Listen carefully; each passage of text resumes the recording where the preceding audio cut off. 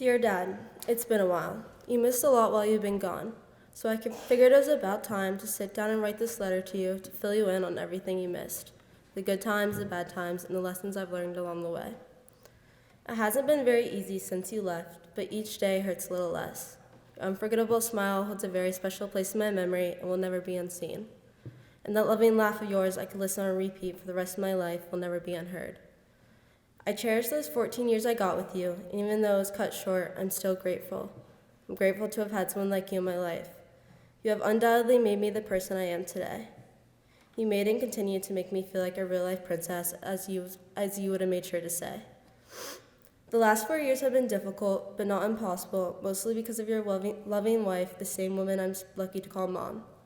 She has always been Mom to me, but in most recent years she has stepped in and tackled the ever-so-difficult challenge of parenting by filling the roles of two parents. Mom is Mom, and in some ways Dad.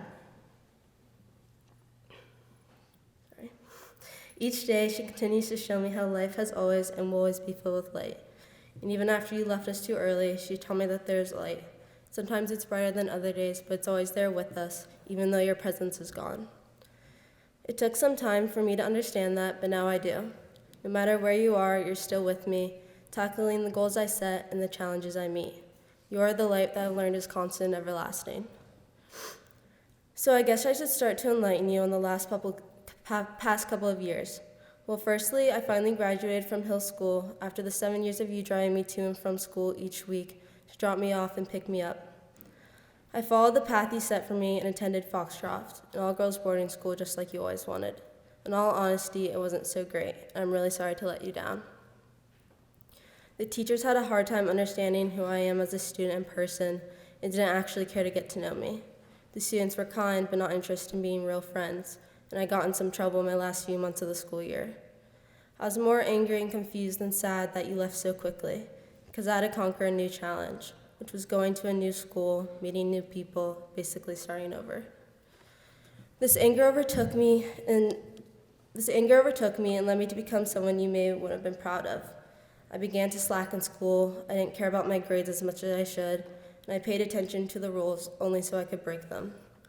Mom was disappointed in me, and I know you would have been too, but I had a reason for doing these things. I felt that since you were gone, there's nothing I could look forward to in life because the core of my happiness was you, and you weren't there anymore. I wanted to answer to why it was me. Why did it have to be my dad that died? I became rebellious because I couldn't impress you anymore. I wasn't your princess no longer, and my role model had vanished. I acted irrationally, unaware of what these actions had on my friends, family, and future. Foxcroft was the time when I needed you. I needed to know why you wanted me to go here. I needed to know why I wasn't getting along with the other girls. I needed you to pick me up on the weekends so we could watch football in the basement while spilling marinara pasta sauce all over our shirts. Most importantly, I needed your reassurance that I was good enough and could overcome whatever Foxcroft would throw at me. To say the least, it wasn't a good fit for me.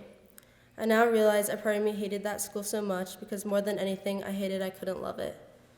I hated I couldn't fulfill your dream of me going there. I still wonder today whether if I would have liked it if you would have been there to support me along the way. But quite honestly, my hard times at Foxcroft introduced me to some of my greatest passions. I've learned so much about who I am and what I value in people and places.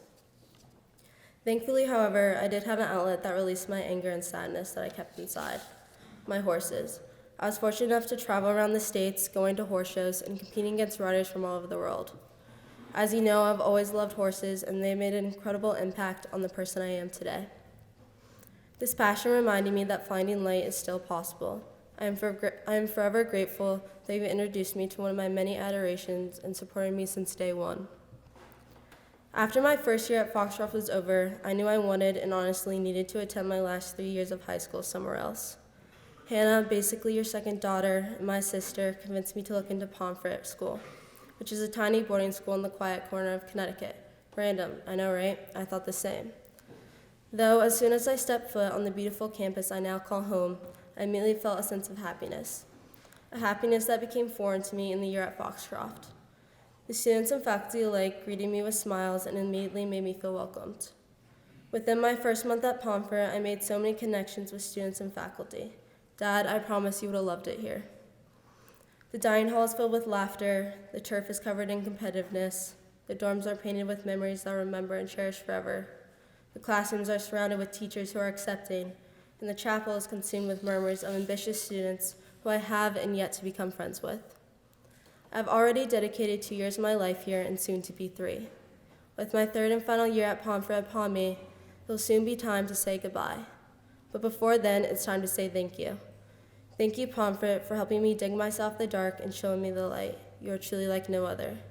So, Dad, I hope I've convinced you enough that Pomfret was made for me and I'm happy, simply and effortlessly happy, and I know that's all you wanted for me. Throughout my life, you have asked me one simple question: would you rather be happy or sad? To some, this may seem to have an obvious answer, happy. However, at one point in my life, I chose to be sad because I was ignorant of the people who cared about me and the opportunities I had. Thank you for showing me that happiness is a choice, and no matter the obstacles I face, I know I can tackle them in the strongest way possible, with a smile on my face. I am forever thankful for your kind words and important lessons you have taught me. You will always be loved and remembered by so many.